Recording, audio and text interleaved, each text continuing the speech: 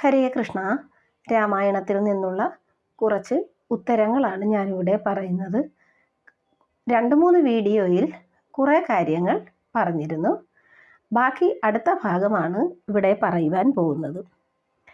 വിശ്വാമിത്രൻ്റെ പിതാവിൻ്റെ പേര് ഗാധി എന്നാണ്. വിശ്വാമിത്ര ആശ്രമം കൗശികി നദീതീരത്താണ്. വിശ്വാമിത്ര സഹോദരി സത്യവതിയുടെ ഭർത്താവിൻ്റെ പേര് കൃജീകൻ എന്നാണ്. പരശുരാമന് വൈഷ്ണവ ശാപം നൽകിയത് കൃജീകനാണ്. വിശ്വാമിത്രൻ യാഗരക്ഷയ്ക്ക് ആവശ്യപ്പെട്ടത് ശ്രീരാമനെയും ലക്ഷ്മണനെയുമാണ്. രാമൻ നിഗ്രഹിച്ച അസുരസ്ത്രീ താടകയാണ്.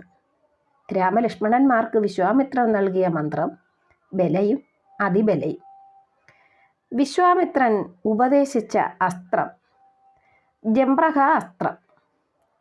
വിശ്വാമിത്ര യാഗയജ്ഞത്തിനെത്തിയ രാക്ഷസൻ തടകപുത്രന്മാരായ മാരീചനും സുബാഹുവുമായിരുന്നു. മഹാദേവൻ കാമനെ ദഹിപ്പിച്ച സ്ഥലമാണ് കാമാശ്രമം.